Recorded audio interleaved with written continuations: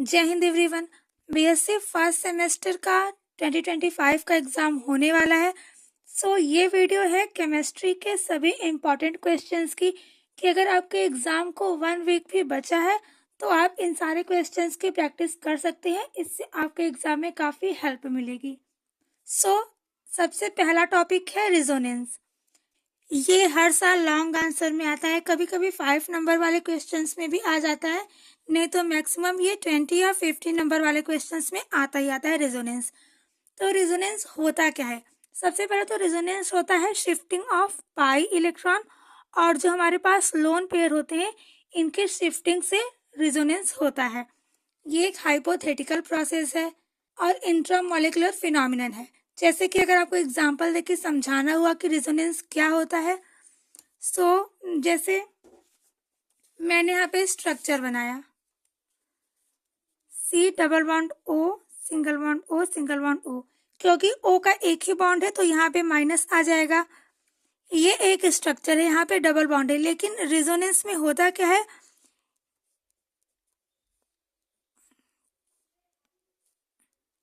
यहाँ पे बॉन्ड्स की शिफ्टिंग होती है। पहले ये बॉन्ड यहाँ था, अब ये बॉन्ड यहाँ से शिफ्ट होके यहाँ पे आ जाएगा।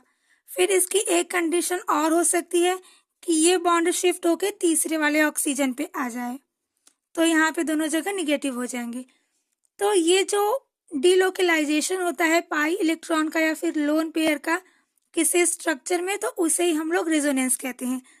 ये तीनों जो हमारे पास है ये रिजोनेंस स्ट्रक्चर है, रिजोनेटिंग स्ट्रक्चर कहेंगे इसको।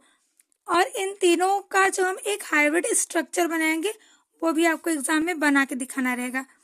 जैसे तीनों के तो पहले एक एक O के बॉन्ड फिक्स है, उसके बाद इसमें क्या हो रहा है कि ये बॉन्ड यहाँ फिर देन यहाँ डीलोकलाइज हो रहा है, तो इसको हम एक डॉटेड लाइन से दिखाएंगे। तीनों जगह नेगेटिव चार्ज भी डीलोकलाइज हो रहे हैं, तो यहाँ पे हम डेल्टा नेगेटिव से दिखाएंगे, यानी कि ये पार्शियल चार्ज है। तो ये हो जाएगा रिजोनेंस स्ट्रक्चर, और इसके डिफिनीशन भी लिख लेनी है पूरी। ये लॉन्ग आंसर में भी आता है, कभी कभी शॉर्ट आंसर में आता है। इसमें सेकेंड क्वेश्चन है हाइब्रिडाइजेशन। हाइब्रिडाइजेशन भी मोस्ट इम्पॉर्टेंट टॉपिक है। ये स्टार्टिंग के जो 10 टॉपिक्स है ये सभी मोस्ट इम्पॉर्टेंट है, लॉन्ग आंसर में भी आ सकते हैं और शॉर्ट आंसर में भी। और लास्ट के 5-6 टॉपिक, क्योंकि इसमें मैंने टोटल 18 टॉपिक्स इंक्लूड किए हैं, तो लास्ट के टॉपिक्स में कोई भी टॉपिक लॉन्ग में, शॉर्ट में या वेरी शॉर्ट में भी आ सकता है। Next is hybridisation. हाइब्रिडाइजेशन क्या होता है? तो हाइब्रिडाइजेशन में बेसिकली इंटरमिक्सिंग होती है एटॉमिक ऑर्बिटल्स की। जो सेम एनर्जी लेवल्स के एटॉमिक ऑर्बिटल्स होते हैं उनके मिक्सिंग से ही हाइब्रिडाइजेशन अकर करता है। जैसे कि इसमें 2 s ऑर्बिटल्स की इंटरमिक्सिंग हो सकती है, 2 p ऑर्बिटल्स की इंटरमिक्सिंग हो सकती है, s और p ऑर्बिटल की हो सकती है, s और d ऑर्बिटल की हो सकती है। इसी के बिहाफ पे sp hybridisation, sp2, sp3, dsp2, ये सारे हाइब्रिडाइजेशंस इसके एग्जाम्पल में आपको लिखने रहेंगे। The third question is hydrogen bonding.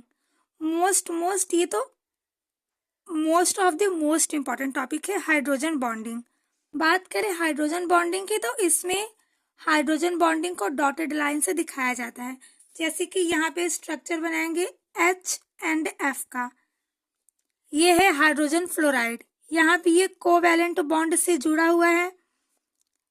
जब 2 इलेक्ट्रोनेगेटिव एटम्स के बीच में कोवैलेंट बॉन्ड से जुड़े होते हैं वो, तो इन दोनों के बीच में पार्शियल चार्ज आता है, F पे डेल्टा नेगेटिव एंड H पे डेल्टा पॉजिटिव। देन अगर हम एक और HF ले, ये भी डेल्टा पॉजिटिव है, ये डेल्टा नेगेटिव है, तो ये डेल्टा नेगेटिव इस डेल्टा पॉजिटिव को अपनी ओर अट्रैक्ट करता है, तो इसे हम डॉटेड लाइन से दिखाते हैं। ये जो डॉटेड लाइन है इसे हम हाइड्रोजन बॉन्डिंग कहते हैं। ये हो जाएगा एक हाइड्रोजन बॉन्डिंग का एग्जाम्पल। तो इसमें बेसिकली होता क्या है कि जो कोई एक इलेक्ट्रोनेगेटिव एटम है किसी दूसरे एटम को अपनी ओर खींचने की इसमें जितनी टेंडेंसी होती है वही इसकी इलेक्ट्रोनेगेटिविटी कहलाती है। तो इसमें डिफिनीशन है इसकी, और देन फिर इसमें H2O का भी एग्जाम्पल है, NH3 का एग्जाम्पल है, आप कोई भी एग्जाम्पल से समझा सकते हैं।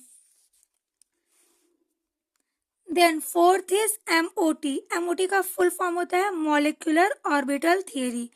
मॉलिक्यूलर ऑर्बिटल थियरी में आपको बेसिकली CO, O2 या फिर NO, इन तीनों में से किसी का भी स्ट्रक्चर बना के उसे एक्सप्लेन करने को देता है, नहीं तो सिंपली मॉलिक्यूलर ऑर्बिटल थियरी से आप क्या समझते हैं, ये क्वेश्चन बनता है। तो मॉलिक्यूलर ऑर्बिटल थियरी दी गई थी हुंड के द्वारा। ये एक साइंटिस्ट है, हुंड एंड मुलिकन, इन्हीं के द्वारा ये थियरी दी गई थी, मॉलिक्यूलर ऑर्बिटल थियरी। इस थियरी में बेसिकली अफबाउ का प्रिंसिपल फॉलो होता है कि सबसे पहले लोअर एनर्जी वाले एटॉमिक ऑर्बिटल्स भरे जाते हैं, उसके बाद हम हायर एनर्जी वाले एटॉमिक ऑर्बिटल्स भरते हैं। इसी प्रिंसिपल पे ये बेस्ड है। Next is VSEPR theory. इसे वेस्पर थियरी कहते हैं, या फिर इसका फुल फॉर्म होता है valence shell electron pair repulsion theory, VSEPR। सबसे पहले जैसे एग्जाम में आप हेडिंग डालते हैं VSEPR थियरी, यहाँ पे आपको उसकी फुल फॉर्म लिखनी है valence shell electron pair repulsion theory. Then उसके बाद सबसे पहले आपको लिखना है कि ये थियरी दिया किसने था, किसने प्रपोज किया। तो सबसे पहले ये थियरी प्रपोज्ड बाय है,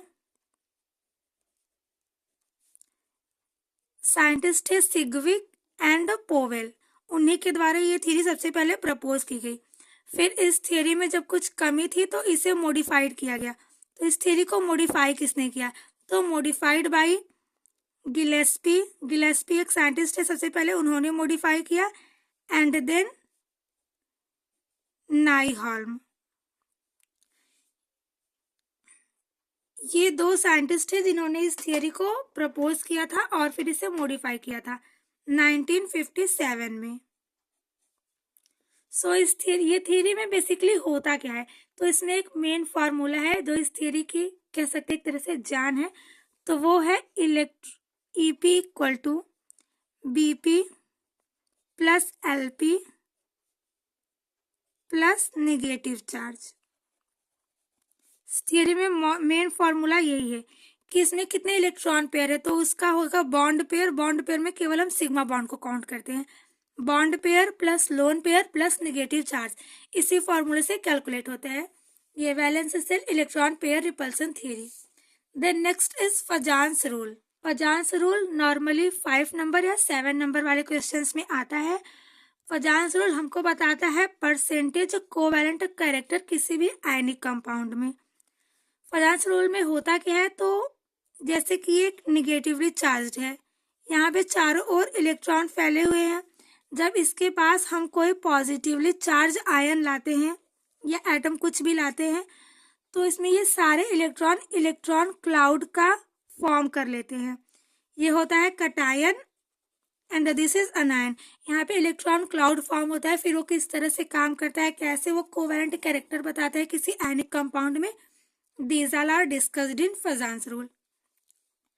7th is electron affinity, electronegativity and ionization potential। तीनों में से कोई भी एक हर साल एग्जाम में आता ही आता है, electron affinity, electronegativity and ionization potential. Next is VBT, valence bond theory. तो वैलेंस बॉन्ड थ्योरी क्या होती है, सबसे पहले तो इसमें भी आपको लिखना है इसका पहले फुल फॉर्म, देन उसके नीचे इसे प्रपोज किसने किया था। तो ये प्रपोज किया गया था हिटलर एंड लंदन, दो साइंटिस्ट है जिन्होंने इसको प्रपोज किया। देन फिर इसमें कुछ करेक्शंस की गई, वो किसने की, देन पाउलिंग एंड स्लेटर, ये दो साइंटिस्ट है जिन्होंने फिर इसमें मॉडिफिकेशन किया, proposed by and modified by. तो VBT थियरी में होता क्या है, इसमें हमको बताना है कि ऑर्बिटल किस तरह से बॉन्ड फॉर्म करते हैं। जैसे कि हमने दो s ऑर्बिटल लिए, यह है s ऑर्बिटल, ये भी है s ऑर्बिटल, तो s ऑर्बिटल किस तरह से इंटरमिक्स करते हैं, फिर इनके बीच में कौन सा बॉन्ड फॉर्म होता है।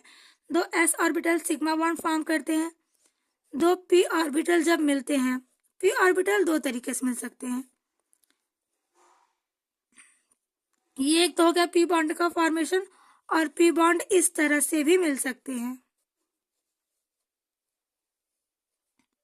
यहाँ पे बनाते हैं ये पाई बॉन्ड। एक s ऑर्बिटल और एक p ऑर्बिटल फॉर्म करते हैं तब वो कौन सा बॉन्ड बनाते हैं? जब दो d ऑर्बिटल फॉर्म करते हैं, d ऑर्बिटल का शेप होता है डबल डबल का। जब ऐसे दो d ऑर्बिटल फॉर्म होते हैं तो वो इस तरीके से पाई बॉन्ड बनाते हैं। तो ऐसे ही कौन सा ऑर्बिटल किस तरह का बॉन्ड बनाएगा, ये सब आता है वैलेंस बॉन्ड थियरी में। 9th question is carbene, carbocation and carb अनायन। तो कार्बीन्स क्या होते हैं? कार्बीन्स न्यूट्रल सब्सटेंस होते हैं। जो कार्बन है इसके पास 6 वैलेंस इलेक्ट्रॉन्स होते हैं। कार्बन डाईवैलेंट होता है, तो जो कार्बन के ऊपर इलेक्ट्रॉन है 6, तो उसे ही कहते हैं carbene. Then carbanion, carbocation क्या होता है? जब कार्बन 3 बॉन्ड बनाता है, जब कार्बन 3 बॉन्ड बनाने लगे यानी कि कार्बन ट्राईवैलेंट हो, तब उसे कहते हैं कार्बन आयन। इसका स्ट्रक्चर कुछ इस तरह से होता है। यहाँ पे एक लोन पेयर पड़ा है, ये है H। इसको हम पेपर में किस तरह से देखते हैं? आभासी बॉन्ड ये सब देख के देन ये कार्बन का स्ट्रक्चर बनाया जाता है। कार्बन ट्राईवैलेंट है तब। नेक्स्ट 10th नंबर है हाइपर कॉन्जुगेशन। हाइपर कॉन्जुगेशन क्या होता है? एक सिग्मा बॉन्ड और एक पाई बॉन्ड की ओवरलैपिंग से हाइपर कॉन्जुगेशन बनता है। इसे नो बॉन्ड रेजोनेंस भी कहते हैं, क्योंकि इसमें हाइड्रोजन और दूसरे किसी एटम के बीच में कोई भी बॉन्ड फॉर्म नहीं होता। 11th क्वेश्चन है चार्ज ट्रांसफर कॉम्प्लेक्स क्या है? आपको ये भी पूरा समझाना रहेगा कि क्या होता है चार्ज ट्रांसफर कॉम्प्लेक्स। जब एक इलेक्ट्रॉन के पास फ्री इलेक्ट्रॉन होता है और जो दूसरा है उसके पास इलेक्ट्रॉन लेने की एफिनिटी हो, मतलब कि ये इलेक्ट्रॉन दे सकता है और ये इलेक्ट्रॉन ले सकता है, तो वहां पे चार्ज ट्रांसफर कॉम्प्लेक्स फॉर्म होता है। इसमें fraction of electronic charge transfer होता है बिटवीन मॉलिक्यूलर एंटिटीज। ये वीडियो बेसिकली उन लोगों के लिए है जिनको कुछ इंपॉर्टेंट क्वेश्चंस चाहिए होते हैं एग्जाम के पर्सपेक्टिव से। अगर आप इन 18 क्वेश्चंस में से 10 क्वेश्चन भी तैयार कर लेते हैं तो आपके 75 में से 40 मार्क्स तो फिक्स है। अगर आप ये पूरे 18 क्वेश्चंस तैयार कर लेते हैं तो आपके 75 में से 70 नंबर्स तो फिक्स हैं। 12th is dipole moment. क्या होता है डाइपोल मोमेंट? तो डाइपोल मोमेंट मेजर करता है magnitude of polarity in a covalent molecule. इस डाइपोल मोमेंट में फॉर्मूला आता है म्यू इक्वल टू क्यू यल। यहाँ पे क्यू कोई भी एक चार्ज है, पॉजिटिव या निगेटिव चार्ज का मैग्नीट्यूड है, और ये यल है inter molecular distance between charges. You की पूरी वैल्यू कैलकुलेट करते हैं तो ये आता है 1 × 10⁻⁻18 ESU centimetre, electrostatic unit and centimetre. तो डाइपोल मोमेंट किसका जीरो होता है? जैसे कि जब हम CO2 लेते हैं तो इसका डाइपोल मोमेंट 0 होता है, क्योंकि ये दोनों एक दूसरे को कैंसिल आउट कर देते हैं, तो म्यू इक्वल टू 0। देन जब हम CH4 लेते हैं तो इसमें भी डाइपोल मोमेंट 0 होता है। नेक्स्ट क्वेश्चन है DL, RS and EG nomenclature. ये 1 या 2 नंबर वाले क्वेश्चंस में मिलता है। आपको एक फिगर दिया है, उसमें आपको बनाना है कि DL नॉमेनक्लेचर है, RS है या फिर EZ है। एक उसका सॉल्व करने का आधा नंबर या 1 नंबर इस हिसाब से डिजाइन होता है। नेक्स्ट इज इंडक्टिव इफेक्ट या फिर मेसोमेरिक इफेक्ट। मोस्टली पूछा नहीं जाता बट ये भी इम्पॉर्टेंट है, क्योंकि पेपर में कभी कभी 2-3 साल गैप करके दिन ये पेपर में देता है। नेक्स्ट इज इंटरमॉलिक्यूलर या फिर इंट्रामॉलिक्यूलर फोर्स ऑफ अट्रैक्शन क्या होते हैं? दो मॉलिक्यूल के बीच में कुछ टूटता है कुछ जुड़ता है, मतलब दो मॉलिक्यूल्स की बात हो तो वहाँ पे इंटरमॉलिक्यूलर फोर्स ऑफ अट्रैक्शन काम करता है। और जब एक ही मॉलिक्यूल के बीच में कोई प्रोसेस हो रहा है तो उसे इंट्रामॉलिक्यूलर कहते हैं। देन उसके बाद बेसिक कंप्यूटर केमिस्ट्री के लास्ट में बेसिक कंप्यूटर से भी कुछ क्वेश्चंस रहते हैं, जैसे कि इनपुट डिवाइस क्या है, आउटपुट डिवाइस क्या है, हार्डवेयर, सॉफ्टवेयर, OS क्या होता है। ये सभी बेसिक कंप्यूटर से इनकी डिफिनेशन और इनका एग्जाम्पल देता है। मैथमेटिकल कॉन्सेप्ट से भी 5 नंबर का क्वेश्चन फिक्स रहता है। इसमें mainly permutation and combination and log से आता है, जैसे कि NCR का फॉर्मूला क्या बनेगा, NPR का फॉर्मूला क्या बनेगा, लॉग टेबल देगा, आपको कुछ वैल्यू दी रहेगी, उसको सॉल्व करना रहेगा, वो सब। हमारा इसका लास्ट क्वेश्चन है Aufbau principal.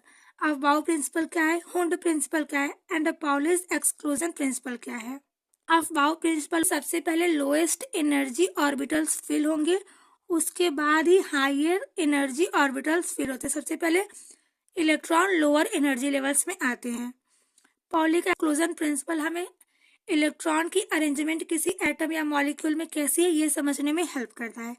And Hund rule कहता है कि इक्वल एनर्जी के ऑर्बिटल में सबसे पहले सेम स्पिन भरे जाएंगे, देन वो दोबारा, मतलब जैसे ये एक ऑर्बिटल है तो हुंड का रूल कहता है सबसे पहले सारे ऑर्बिटल्स को एक एक इलेक्ट्रॉन मिलेंगे और वो भी सेम स्पिन के। जब ये तीनों ऑर्बिटल में एक इलेक्ट्रॉन फिल हो जाएंगे उसके बाद ही हम सेकंड इलेक्ट्रॉन भरना शुरू कर देंगे। अगर हम इससे पहले ही 2 इलेक्ट्रॉन दे इसमें 1 इलेक्ट्रॉन देते हैं तो यहाँ पे ये गलत हो जाएगा, ये वाला प्रोसेस सही होता है। सो ये है total 18 questions BSc first semester chemistry के लिए। इन क्वेश्चन से आपको एग्जाम में काफ़ी हेल्प मिलेगी। अगर आप इतना भी रेडी कर लेते हो तो वो भी बहुत होगा। So thank you so much for watching this video. अगर आपको इसका सॉल्यूशन चाहिए, कंप्लीट रिटन सॉल्यूशन, या फिर किसी और टॉपिक पे ऐसी वीडियो चाहिए, then comment down. Thank you.